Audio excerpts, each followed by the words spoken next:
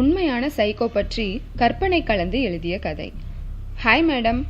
Hi waiter, 4 burger அப்புறம் Pepsi 4. Okay madam. உங்களுக்கு burger okay தானே? இந்த ரெஸ்டாரண்ட்டில் பர்கர் தான் செம்ம டேஸ்ட்டாக இருக்கும். அதை சாப்பிட தான் வந்ததுங்க. ஆர்டர் செய்ததை சாப்பிட்டு விட்டு சென்றனர். சிறிது நேரம் கழித்து மைக்கேல் வந்தான். அவன்தான் restaurant owner. Good morning sir. Good morning என்று சொல்லிவிட்டு ஆஃபீஸ் ரூமுக்குள் சென்றான். எப்போதுமே ரெஸ்டாரண்ட்டில் மக்கள் அலைமோதி நிற்பார்கள். அதிகமாக பர்கர் சாப்பிட வருவார்கள். Inspector sir. சொல்லுங்க, என்னாச்சு? என்னோட பொண்ணு காலையிலேருந்து காணலை சார். எங்கே போனாங்க? காலையில் ஆஃபீஸ்க்கு போனவளை இன்னும் காணலை. சரி, ஒரு ஃபோட்டோ கொடுத்துட்டு போங்க, நாங்கள் பார்க்குறோம், பயப்படாமல் போங்க. உடனே அவர் ஃபோட்டோ ஒன்றை கொடுத்து விட்டு போனார். அன்றிரவு பையன் ஒருவன் நண்பன் வீட்டுக்கு சென்று வீட்டுக்கு போய் கொண்டிருக்கும் போது முகமூடி அணிந்த ஒருவன் கையில் கூரிய கத்தியுடன் அவன் பின்னால் வந்து கழுத்தை அறுத்து விட்டு தூக்கி காரில் போட்டு கொண்டு விட்டு சென்று விட்டான். அவ்வாறு அவன் 3 பெண்களையும் 2 ஆண்களையும் கொலை செய்துள்ளான். இவ்வாறு காணாமல் போனவர்கள் போலீசில் புகார் அளித்தனர். கான்ஸ்டபிள், என்ன நடக்குது? எப்படி இத்தனை பேர் காணாம போறாங்க? அதுதான் தெரியலையே. கடத்தப்படுறாங்களா, கொலை செய்யப்படுறாங்களான்னு எதுவுமே தெரியல. பார்க்கலாம். ஜான், எங்கடா அவனுங்க? தா வரானுங்க பாரு. மச்சி, செம்மையா பசிக்குது, வா போய் சாப்பிடலாம். மச்சி, அங்க இருக்கு பாரு ரெஸ்டாரண்ட், அங்க பர்கர் அப்புறம் பீஸா நல்லா இருக்கும், வா அங்க போவோம். ஜான், ஆல்பர்ட் ஸ்மித் 3 பேரும் அங்கே சென்று சாப்பிட்டார்கள். வெயிட்டா, இந்த ஷாப் ஓனர் யாரு? ஆஃபீஸ் ரூம்ல இருக்காரு, பார்க்கலாமா? 3 பேரும் சென்று மைக்கேலை பார்த்தார்கள். சார், சாப்பாடு செம்மையா இருக்கு, டேஸ்ட்டை மாத்திராதீங்க. தேங்க்ஸ் தம்பிங்களா. பணத்தை செலுத்திவிட்டு சென்றார்கள். சில நாட்கள் கழித்து இரவு நேரம் ஒரு பெண் தனியாக வந்து கொண்டிருக்கும் போது அந்த முகமூடி அணிந்தவன் கூரிய கத்தியுடன் அவளை நெருங்கும் போது அந்த வழியே வந்த போலீஸ் அவனை கண்டது. உடனே அவன் அந்த வாகனத்தை கண்டதும் காரில் ஏறி ஓடிவிட்டான். கார் நம்பரும் மறைக்கப்பட்டிருந்தது. உடனே அந்த போலீஸ் அதிகாரி அந்த பெண்ணை வண்டியில் ஏற்றிவிட்டு சுற்றுமுற்றும் பார்த்தார். அந்த கார் நின்ற இடத்தில் ஒரு விசிட்டிங் கார்டு இருந்தது. அதை எடுத்து பாக்கெட்டில் வைத்துக்கொண்டு அந்த பெண்ணை வீட்டில் விட்டு சென்று விட்டான். மறுநாள் காணாமல் போனவர்கள் பற்றி ஃபைல்களை பார்த்து கொண்டிருந்தான். இந்த கதையை சப்ஸ்கிரைப் பண்ணாமல் பார்த்து கொண்டிருந்தால் மறக்காமல் சப்ஸ்கிரைப் பண்ணிக்கொள்ளுங்க. இப்ப வாங்க கதைக்குள்ள போகலாம். கான்ஸ்டபிள், இங்க ஒண்ணு கவனிச்சிங்களா? காணாம போனவங்க எல்லாருமே கிட்டத்தட்ட ஒரே வயசுல உள்ளவங்க தான். அப்படியா சார்? ஆமா. உடனே பையிலிருந்து விசிட்டிங் கார்டை எடுத்து பார்த்தான்.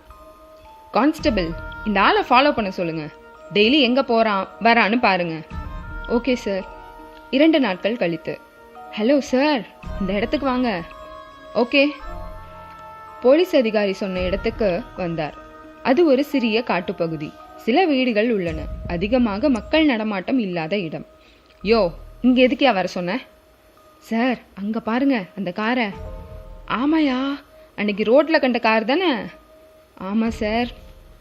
மெதுவாக மறைந்து அந்த வீட்டின் அருகே சென்றனர். கார் இருக்கும் இடத்துக்கு சென்று காரை பார்த்தனர். பின் இருக்கை முழுவதும் இரத்த படிவுகள் இருந்தது. ஆச்சரியத்தில் பார்த்து கொண்டிருந்தனர். சார், அவன் உள்ளதான் இருக்கான்னு நினைக்கிறேன். அவன் எதுல வந்தான்? பைக்ல சார். பைக் அங்க நிறுத்திட்டு நடந்து வந்தான். சிறிது நேரத்தில் அவன் வெளியே வந்தான், ஒரு பையொன்றோடு. அங்கும் இங்கும் பார்த்துவிட்டு சென்றான். சில நிமிடங்களில் இருவரும் கதவின் பூட்டை கலைத்து உள்ளே சென்றார்கள். உள்ளே சென்று செக் செய்து கொண்டிருக்கும் போது அறை ஒன்றிற்குள் சென்றார்கள்.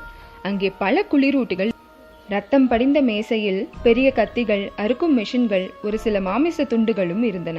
ஒருவித வித்தியாசமான துர்நாற்றம் வீசியது. அவற்றை போட்டோ எடுத்துக்கொண்டு குளிரூட்டிகளை திறந்து பார்த்தார்கள். அதில் முழுவதும் கொலை செய்யப்பட்டவர்களின் தலை, உடல் பாகங்கள் இருந்தன. அவற்றை ஆராய்ந்து பார்த்ததில் காணாமல் போனவர்கள்தான். அவற்றோடு பாலித்தீன் பையில் மாமிச துண்டுகளும் அழகாக வெட்டப்பட்டு உள்ளே வைக்கப்பட்டிருந்தது. அவற்றில் ஒரு பையை எடுத்துக்கொண்டு போட்டோ பல எடுத்துக்கொண்டு சென்றனர். வாங்க போவோம். போய் கொண்டிருக்கும் போது, கான்ஸ்டபிள், பசிக்குது, அங்க போய் பர்கர் ஒன்று வாங்கிட்டு வாங்க. அதையும் வாங்கி கொண்டு போலீஸ் நிலையம் சென்றனர்.